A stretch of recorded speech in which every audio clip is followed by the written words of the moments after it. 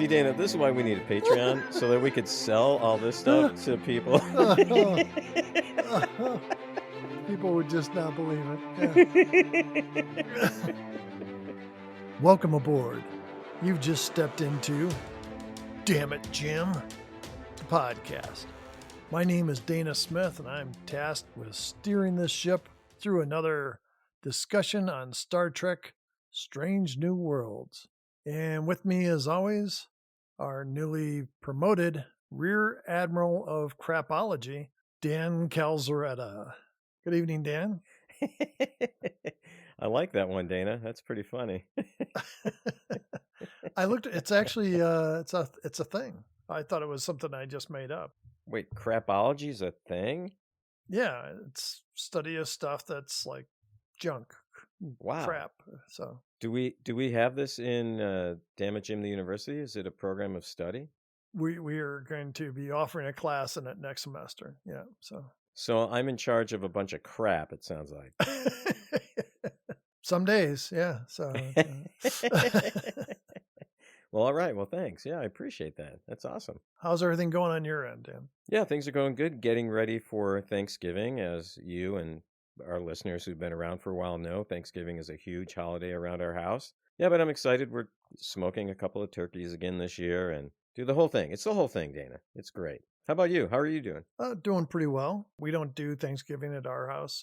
My brother-in-law does it. So I'm just getting ready to eat and eat.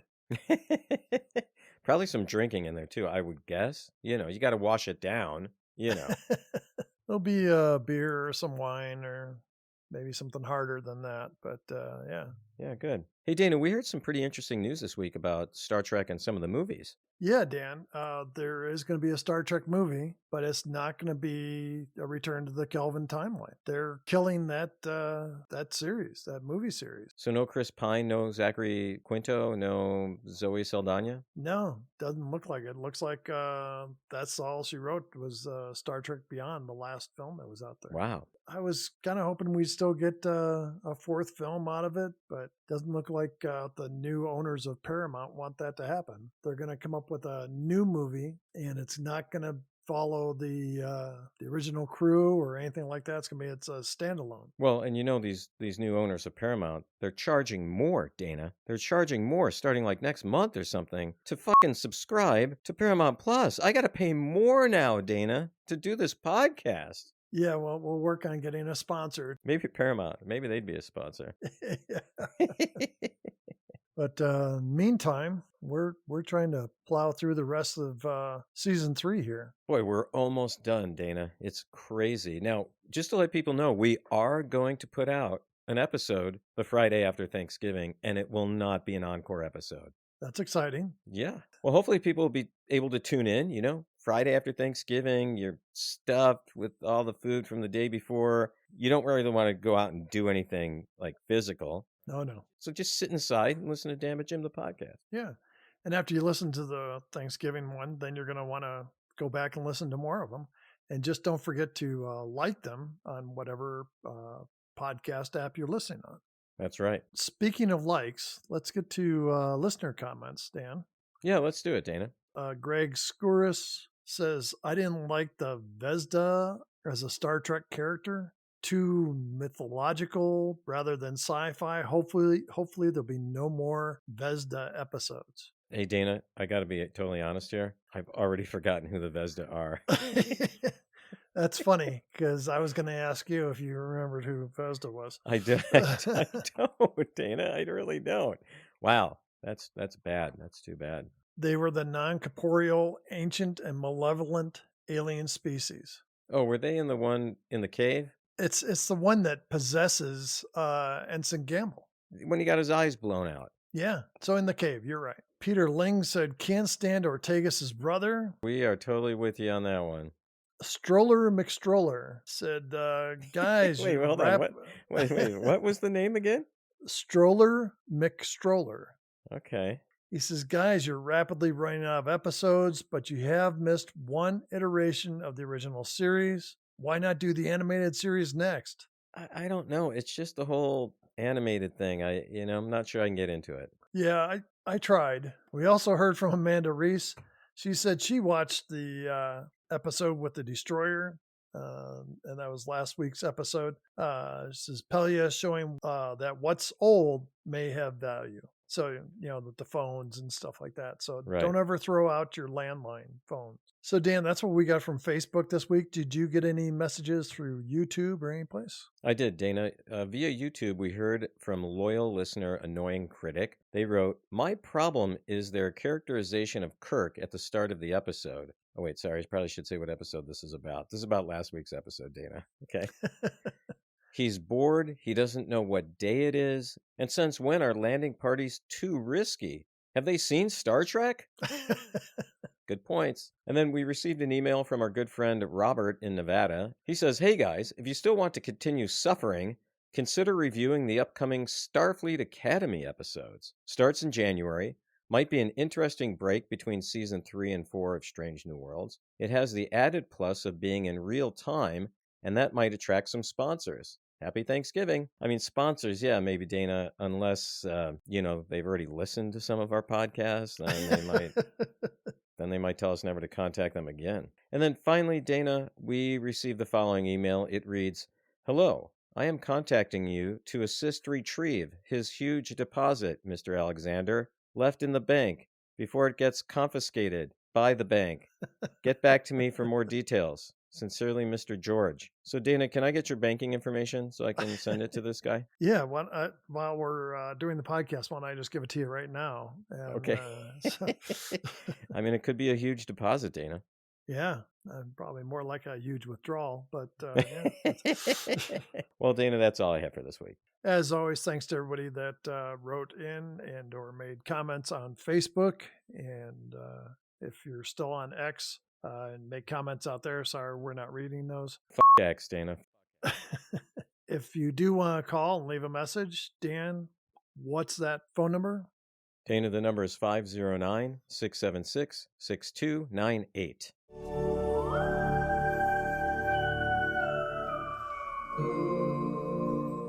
This week, Dan, we're discussing what is Starfleet? What? I'm sorry, what? What was your question, Dana? It's the episode is called What is Starfleet? Oh, yeah, that's right. That's the name of this episode, right? I did watch it. There's a first. Yeah, cool. Today. I watched it today, even. This morning. Okay, well, we start off with images of space and a close-up of a star, and then Beto speaks. Beto is Ortegas's brother, you might remember. I do remember, Dana. Yeah, unfortunately, yeah. He said, "Space is filled with wonders, bright and beautiful stars. Except for you. We travel among them, searching for answers." To the question, why are you even in this show? I'm sorry, but I can't stand this fucking guy, Dana. I really cannot stand him. I mean, I know that I got annoyed at Kirk, right? Although I'm not so annoyed anymore. I was annoyed with Pelia's voice, kind of losing that a little bit. But this guy, Dana? Oh, no. I don't think I'm ever getting over him. He says, investigating the mysteries within ourselves, Starfleet presents themselves as our quadrant's shining example of duty, honor, peacekeeping. But what separates a quote unquote federation from a quote unquote empire? Okay, well, that is a good question if he wasn't the one asking it. So he says they call their vessels starships. What distinguishes them from warships? And then we get credits where it says the disclaimer by Starfleet. It says this has all been disclassified. And it says a film by Beto Ortegas. I mean, I thought the opening part with the, Starfleet logo and it saying that this has been declassified, I kind of like that opening piece. I thought that was cool. Yeah, I like that. Until it had his name. Yeah, until it said a film by Beto Ortegas. Yeah. Or Ortegas. Beto Ortegas is his Irish cousin. Oh, my name is Beto Ortegas. So next we see Pike in an interview as he says, Starfleet officers take an oath. First, a vow to obey the laws of the United Federation of Planets. Second, a vow to obey Starfleet's orders and responsibilities. And Dan, I gotta tell you, I was thinking if this is what it's going to be like, the whole thing, I'm going to turn this into like a 5-minute episode. I was ready to jump to the end. Yeah, I think we should still. Then we go to Spock as Beto asks him about being half Vulcan, half human. Spock says, how tough it was. And we see close up of Spock's ear. And then we see him doing martial arts workout. And Spock says, violence is an acceptable risk. Then we go to La'an. Dana. Okay, let's skip ahead. Next. Okay, Lon, blah, blah, blah. And then who's next? I can't remember now. There's some important things here. Okay, just give us one important thing. She says, I don't think killing people is okay, but I might make an exception in your case. Okay, that was worth hearing. That was definitely worth hearing. She says, I think sometimes it's necessary for the greater good. To shut you the fuck up. She says, sometimes that means we attack first. She says, the weapons Enterprise carries are primarily defensive, except for the ones that are offensive. Which are all of them. Beto asks, if you were to encounter a ship you fought with before, like the Gorn, would you fire first? And after a moment, La'an answers, unless you can kill them first, the best move is to run. I'm going to run. I'm going to run right now, Dana. So then we go to Una Chin Riley as she describes her role. She says, when it comes to executing Starfleet's orders, my job is to offer options, strategy, even alternatives. My job isn't to question orders. Actually, I think her job would be to if those orders violated. Look, it doesn't matter because this episode is not worth really getting that deep into. It says our missions and the goals of Starfleet are always in alignment. So we go to Uhura as she talks about the mission briefs. Does she talk about how her hair changes every week? And maybe is that part of Starfleet's mission? I think it is. So we see the star date is 2177.9, and we get this readout on the screen. It says Lutani was attacked by sister planet Kazar. It says Lutani war casualties 9 million, Kazar war casualties 119,000. Whoa, that one planet's not doing so well. So then we go to the briefing room. Una, Pike, Erica, and O'Hara. Chief O'Hara is there. Let's call Batman on the red phone. I forgot that's what that guy's name was. Yeah, Chief O'Hara. Let's call the Cape Crusaders. And I'll go get myself another pint. So we go to the briefing room. Una, Pike, Erica, and Uhura are present, and we see the small drone camera floating around, and man, I'd be using that thing for fucking target practice. Just get a tennis racket and whack that thing, man. So they're talking about this war, and La'an and Spock are also there. Spock comes and brings La'an a cup of coffee or tea or something and gives her like the puppy eyes. I just want to fucking reach through the screen and punch him. Dana, it's getting annoying. It really is getting annoying. Yeah. So it says the Enterprise is to transport cargo to Lutani. It's Lutani 7, in case you're wondering, by the way. Yeah, I was going to say, just to make it clear to everyone out there, yeah. Yeah, it's not Lutani 1 through 6 No. at all. It's not one of those. Yeah. No. So there's a discussion about it, and Pike says, what is being transported is classified. Everything's classified. Well, what are we? No, that's classified. Where are we going? No, that's classified because this guy won't get his freaking camera out of our faces. And so next he's following Uhura, and she asks, what is Jakaru?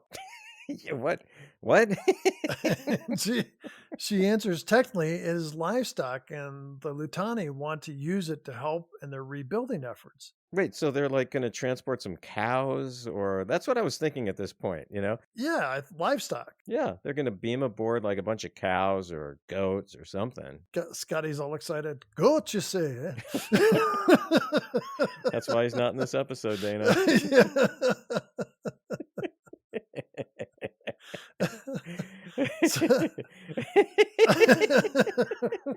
My family has a long line of shepherds, and I'm one of them. I don't have a girlfriend, but that's okay. So she says Jakaru means starlight. Dana, none of this made any freaking sense. Yeah. I thought that I had somehow fast forwarded, missed a whole part of the episode. It just made no sense at this point. Oh, I was literally going, I'm not going to type up every little thing that this guy gets into. Good. But I thought, okay, here's this Jakari thing and Lutani, and and there's a war, so maybe this has got some potential. Yeah, Jakaru. Fuckaroo. Okay. So next we go to the bridge where we get lots of close-ups of the whole crew. We move in close to the planet and we see an ocean and a creature rises out of it with wings. Okay, I liked that part. I thought that was kind of cool. Yeah, I thought it was good special effects. Yeah. And it's floating in space, flapping its wings. They see a Lutani scout ship is approaching. Now, I was really confused. Do the Latani want this thing or they don't want this thing? They're the ones who do want it, right? Well, you must have dozed off again through a part of this. So Okay. What did I miss? Or wait, or is it even worth talking about? Maybe it's not even worth talking about. you've got questions right now, but they get answered later if you're paying attention. Yeah, that's debatable. The scout ship is going straight for the Jakaru, not Jakari. That's its second cousin.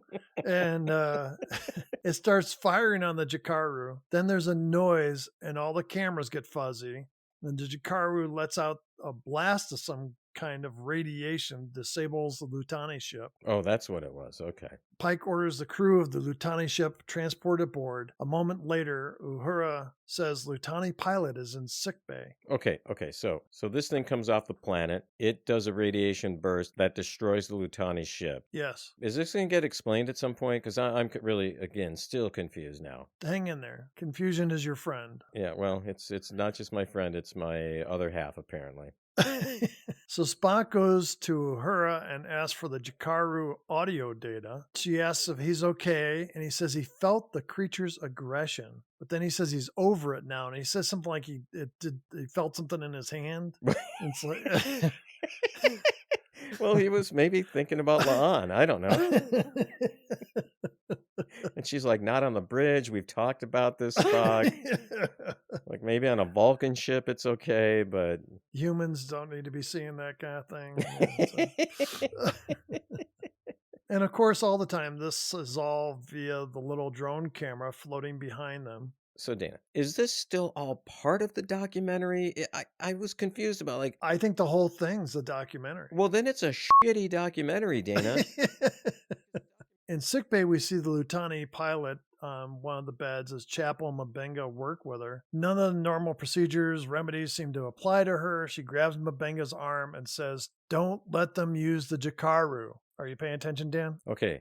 And then she dies. Yeah, that was good, actually, that part. So next we see Mabenga being interviewed as he says he has seen many deaths. Beto asks if Starfleet has ever ordered him to kill anyone. And I just thought this was like a weird question. Why would you ask a doctor if Starfleet's ever ordered him to kill anyone? I agree. This was a stupid line of questioning. We go to her, she says before Starfleet, she was adrift. Oh, no. No, we're not going to hear the whole story about how her parents, and then she got along, but then they all died in a crash of a shuttle. And we heard this, like, in season 1, and we don't want to hear it again. I think we also heard it in season 2. And he asks if she had friends, and she says, not really. Maybe her roommate Elena. Then Beto says, did you know she went down with the Cayuga? Obviously, by Uhura's reaction, she's shocked by this. No. Okay, here's another thing, Dana. Again, I know you don't want to get too deep into this episode because why? But if that ship was attacked by the Gorn and was destroyed, everyone in Starfleet would know about it, right? Yeah, she says something like, I saw the list of names, but I didn't go through it. So next in Pike's ready room, we see Pike and Una off in the distance as Pike communicates with an admiral discussing orders. See, here's another thing they would not allow in it, because if they're approving the documentary, he's going to be allowed in that room, not hiding behind the freaking door, which is he's like peeking around the door. It's like a peeping Tom. There's a peeping Beto, which is worse. Yeah. On the bridge, Una reports that the Jakaru is broken free of the containment field and is moving out of orbit. Erica seems shocked by this. Spock reports the creature has evolved and therefore is able to move on its own. And, they probably explained this early on, but again, I didn't care at that point. Uhura reports it was damaged by the attack, and La'an reports that without the neural adapter, it can do whatever it wants. What? None of this is making any sense to me, Dana. So it had some kind of neural adapter on it that, would allow them to help transport it to Lunati 7 or whatever it's called. Lumelnati 7. Lumelnati 7. What's the pizza planet? Is that what it is? God, Lou Malnati's. We need to get them as a sponsor, Dana. Have you had one of their pizzas recently? Just the other day. Oh my God. Friday, I think we did. Yeah. Yeah. It was the thin crust. It wasn't the deep dish, but it was still good. I finished it off today at lunch. Nice. So Spock says it is now a weapon and also a creature. Okay. Dana. And Pike says our orders are to get it to Lutani 7. He says, I've done this before, but usually on horseback. Chase down and lasso that Bronco. So he's riding horses in space? What? Didn't he have a horse on the Enterprise at one point? Wasn't there a horse? He's got a saddle. He doesn't have a horse. Okay, there was no horse. We haven't seen the saddle recently, have we? It's in the back of the room. Oh, it still is. All right. So next we get a close-up of Pike as Beto asks, have you ever disobeyed an order? He says, yeah, I was ordered not to kill you, but this is one order I'm willing to disobey. He says, I think I can honestly say that's classified. So we learn that they can't get the creature in a tractor beam. We see on the screen they're tracking it. They can't use the transporter. What are they going to do? Put it in the mess hall? I mean, the thing's huge, right? It's like bigger than the Enterprise, isn't it? Yeah, it's massive. Massive, yeah. Una suggests that they follow it. Oh, there's a brilliant suggestion. There you go. Yeah. So then we see an interview with Lon as Beto asks what makes her good at her job. Making people like you disappear. She says because of her past, she has learned how to make logical decisions in high risk, tense situations. Like dating Spock. That's a good decision. Beto asks, what does it feel like to kill somebody? Well, let me kill you, and then I'll leave the camera running, and I'll tell the camera. But I can guarantee you it's going to feel great. So next we go to the science lab where Spock and Chapel are studying the creature. Chapel asks Spock about his reaction to the Jakaru. He's like, I'm dating Lon. The Jakaru's attractive and all, but I mean, it's kind of out there and much bigger than me. He says he's managing it. Uhura says engineering his work on reestablishing the neural dampener. Chapel says it's not just a neural dampener, it's a shock collar. Oh, what? Shock the Jakaru. Shock the Jakaru.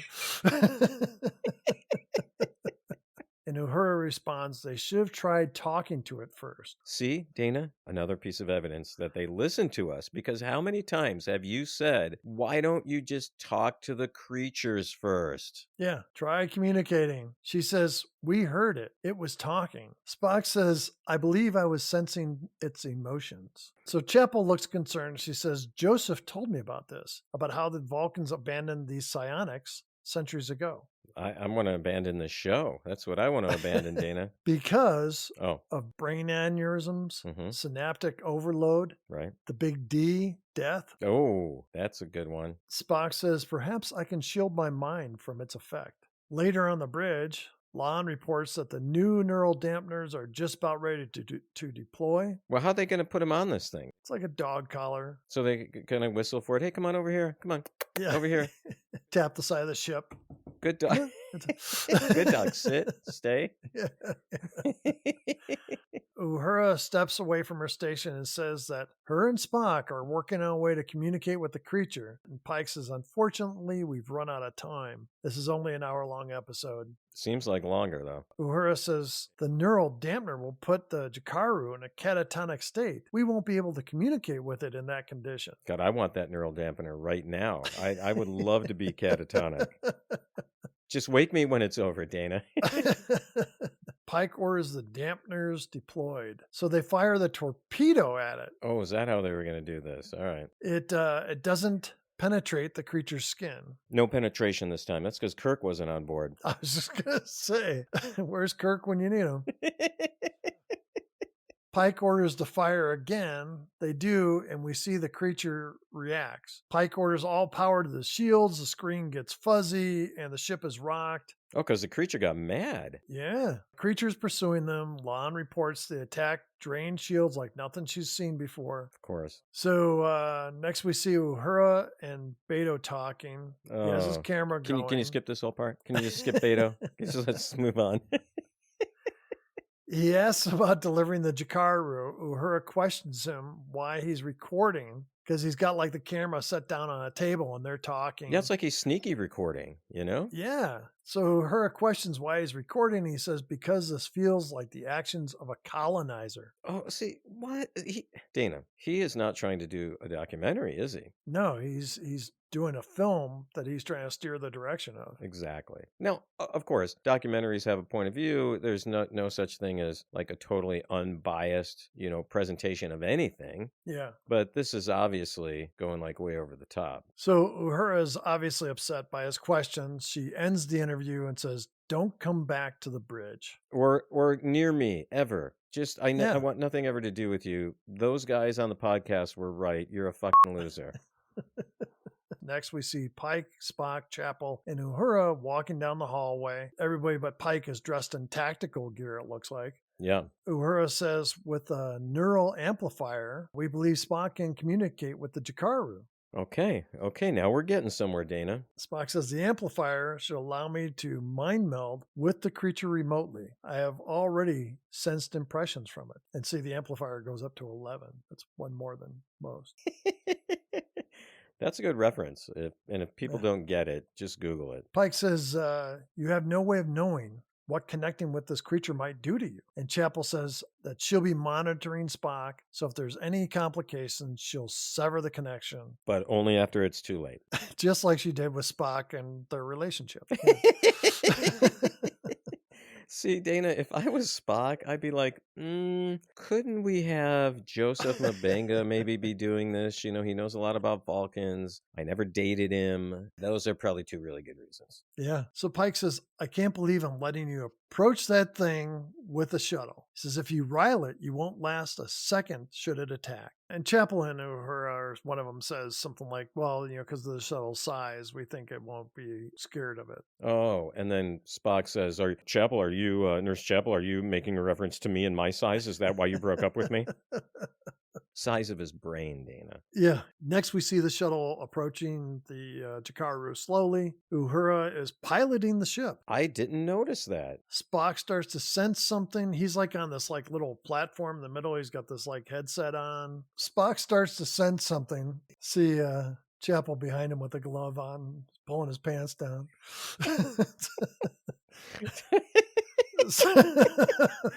Look, Mabinga told me this is the way to monitor your vitals.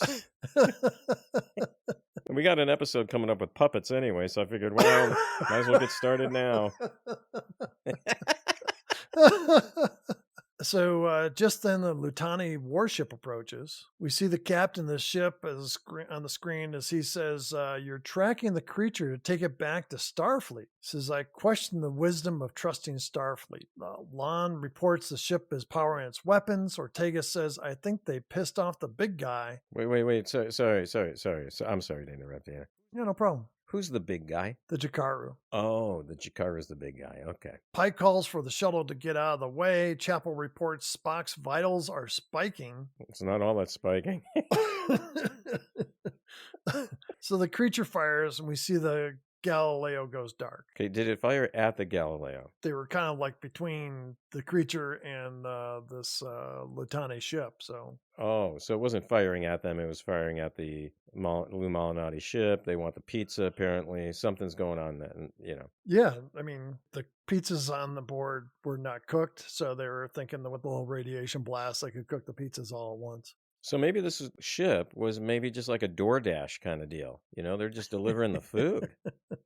Like, look, we don't want to get in the middle of this. We were just told someone ordered pizza. So we cut to an interview with Pike where he says, you're right, people do die. And Beto asks, ever seen somebody die? Who asks these kind of questions? That is a stupid question. And Pike says, I don't recommend it. And as he is talking, we see Chapel and Spock being moved down a hallway on floating beds. And then we see Uhura with tears in her eyes watching her friends go down the hall. Pike says, I don't think you would enjoy being questioned about it. But how about if we do this? We'll kill you, we'll show the film to the entire crew, and we'll see if anyone's upset. In Pike's ready room, Pike and Una are at the screen. Uhura stands behind them. Pike asks, what is the creature doing? Can't you just look out the fucking window and see what the creature's doing? Una says, as far as I can tell, it's watching the Lou Malnati ship. Just watching it, waiting for that pizza to get delivered. Yeah. Pike says, now we know not to try talking to it. And Uhura steps forward and says, I'm not so sure. Before the Lou Malnati ship got there, Spock was able to connect his mind with hers. And Uhura says, I still think we just need to talk to her. Neural link me. In sickbay, we see Uhura in a chair. We hear the creature's sounds. Uhura starts humming, kind of matching the sounds. Mabenga comes closer and says, you're risking permanent brain damage. But I was risking brain damage with this episode, though. You know? She squeezes Mabenga's hand. Squeezes his what? Hand. His hand, okay. Since she starts saying, destroy me. She wants us to destroy her. Wait, her being Uhura? Her being Jakaru. Oh. She wants to die. She's tired of being a weapon.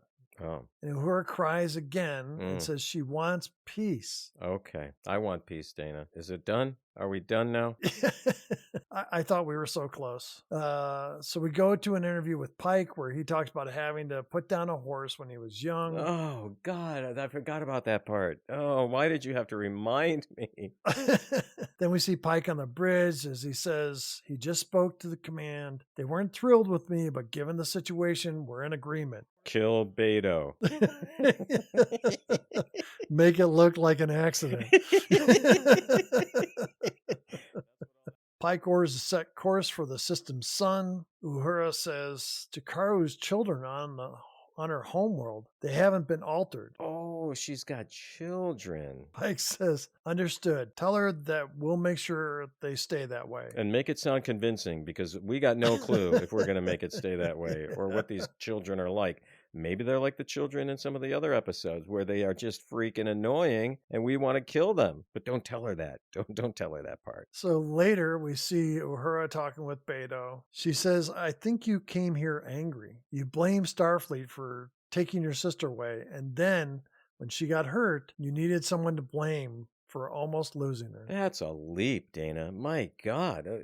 Is she a psychiatrist now? And it's just a dumb leap. I thought it was right on. She didn't get taken away. She's on the ship. She's right there. But she went away. Went away where? On the ship. And Beto wasn't on the ship. But Dana, she's not dead. Yeah, she's on the ship, but it's like she got a job. She went to work. I mean, he can call her anytime he wants. Why is he so upset? She goes on. The thing is, she's still here. Yeah, that's just what I just said. I just said that. It seems so familiar to me. Eric and I chose to be a part of Starfleet, and you can choose to shut us out for that, or you can accept it. Or you can choose to shut up, too. Just shut up. That would be okay, too. But Starfleet isn't keeping you from mending things. Is this all part of the documentary still? Yeah. Well, this is ridiculous. People in the audience are going to be like, what are you talking about? Later on the bridge, Pike enters, and Una says the creature is following them. Lon says the Luminati ship is heavily damaged, but okay. Wait, the Illuminati are now in this episode? Do you think Luminati's and Illuminati? I mean, they could be.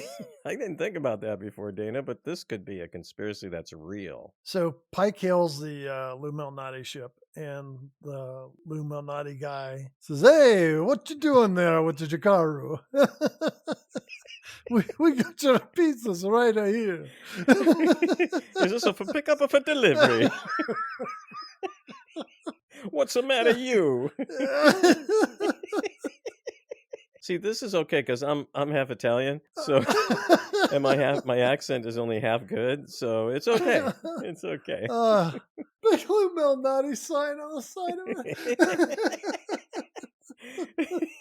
The guy with a big chef hat, holding a pizza box. It's a fresh.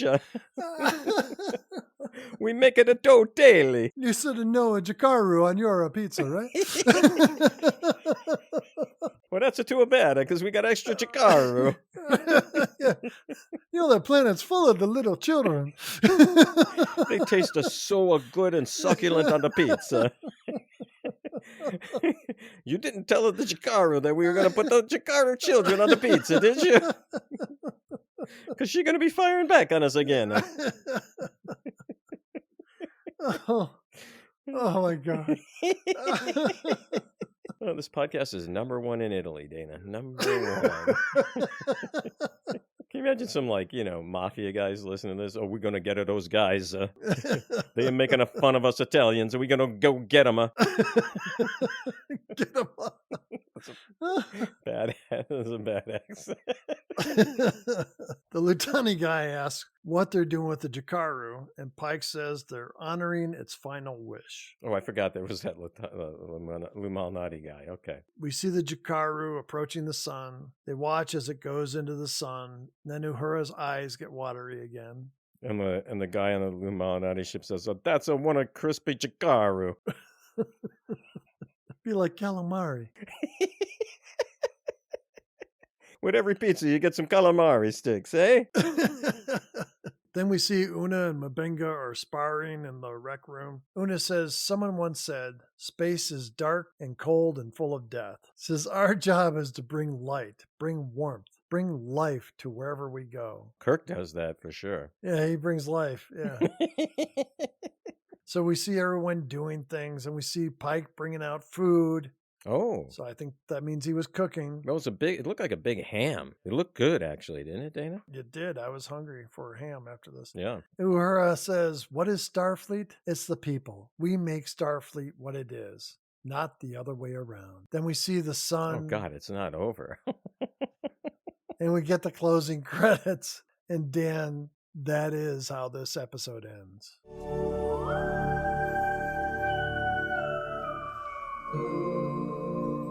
Dana, you have something to tell us about this episode. Yeah, Dan. In most episodes, the USS Enterprise is normally referred to as a starship. This episode mentions it to be a Constitution-class heavy cruiser. The Constitution class was first referred to as a heavy cruiser in Star Trek III, The Search for Spock. Star Trek III also revealed that the Klingons referred to the Constitution class as a Federation battle cruiser. Fascinating.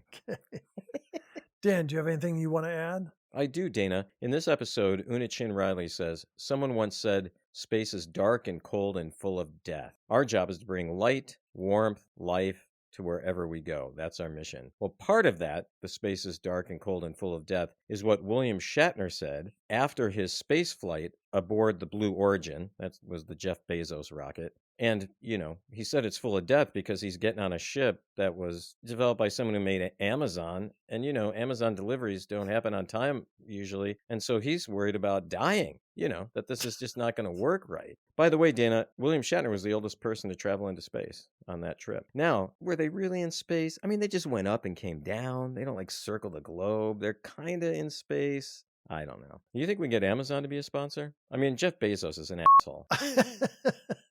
Yeah, that's one way. Let's sweet talk them. Yeah, so.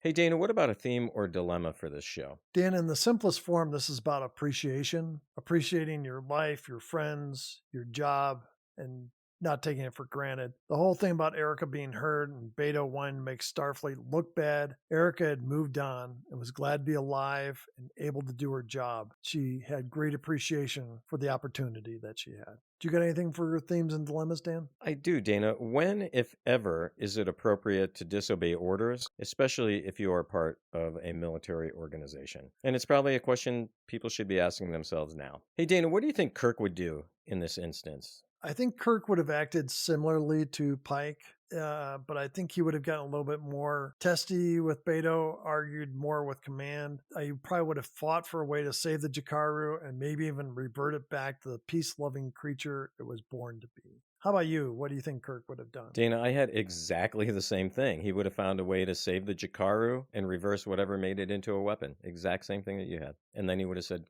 space is cold and dark and black and full of Jeff Bezos. Can we get sued by him? He's got enough money. He wouldn't even sue us. He would just send someone to kill us, Dana. Yeah, most likely. Why waste time with legal problems, Dana, let's move on to the best and worst. What do you have as a best part of this episode? I really liked the story of the Jakaru. I thought that was pretty interesting. The butterfly effect reminded me a little bit of the aliens in the abyss, but they weren't quite the same. But I really liked the Jakaru. What do you have for a best, Dan? I did think the part where Pike was talking to the camera about his experiences, especially around seeing someone die, I thought that was well done. Anson Mount, who plays Pike, I think was the most convincing of all the actors in the show when answering those questions to the camera, as part of this quote documentary. And he seemed, to me, the most natural and authentic. How about another best part for you? Uhura. She kind of acts as the heart of the ship in this episode. It seemed right that she was the one to communicate with the Jakaru and understand what it wanted to say. How about you? Do you have another best part for us, Dan? Yeah, Beto dying at the end of this episode, I thought that was great, being ripped apart by the Jacaro children. That was fantastic. It must have been part of the outtakes or something. Yeah. I have Paramount Plus Plus, where I get to actually make the endings up myself. Dana, how about a worst part for this episode? You're probably not expecting this, Dan, but Beto. No. Yeah. Yeah. I'm kind of shocked, but that's my answer. What about you, Dan? Do you have a worst part for us? Dana, yeah, we don't really learn anything about the war that is mentioned at the beginning of the episode, where like 9 million are killed on one side and 180,000 are killed on the other side. I wanted to know more about that. Dana, how about another worst part for you? The documentary style, I'm not a big fan of the moving camera and stuff like that. It would, some ways, I think it was a good idea if it just had been somebody other than Beto doing it. And then two, I just thought it was the moving camera and super close ups and stuff were just annoying. It got on my nerves quite a bit. How about you, Dan? Do you have another worst part for us? I do. Although the love interest plots weren't as strong in this episode, we still saw Spock and Leon. Leon. That was Leon. So you have a relationship with another person on the show? Sorry, okay. Although the love interest plots weren't as strong in this episode, we still saw Spock and La'an about to do some tantric thing near the end, and Uhura and Beto still seem to have some kind of thing going, and they might still be an item. It's still annoying to me, Dana. All right, Dana, let's move on to the counts. What about talking too much? I actually had 0 this week, Dan. What about you? Dana, I also have 0. What does that leave us with? We're still at 23, Dan. Dana, how about the dead crewman count? Well, I was hoping Beto was going to die, but never happened. So we didn't see anybody die this week. Leaves us with a tally of 18.5. Shedding tears. I had 3. Yep, so did I. That bumps us up to 35. All right. Rip shirts, no shirts. Who's showing skin? Much to my disappointment, I didn't see any. I agree. So we are still at 18. Okay, the supreme being count. Not this week, still at 4. Taking over the Enterprise. Beto kind of did, but not in the way we're talking about. So I'd say we're still at 6. How about fights? I wish somebody had beat up Beto. I didn't have anything for this week. Okay, so we are still at 29. What about log drops? Now, Beto starts out talking, but I think that's part of the documentary. We are still at 30. All right, and then finally, Dana, what about Pike cooking? I saw Pike whipping out the ham. And big old ham too, Dana. Yeah, so I think that counts. I do too. So that bumps us up to 16. He's got a nice apron. So if the coats are too expensive to buy for us, I'd be okay with an apron. If someone wanted to buy me one of those aprons, I love to cook. I like aprons. Well, Dana, what are your final thoughts about this excellent episode? Dan, I was a little concerned at the start of this, as I mentioned, thinking this was going to be all about Beto, but the story did evolve beyond him, thankfully. The documentary style, as I mentioned, was distracting.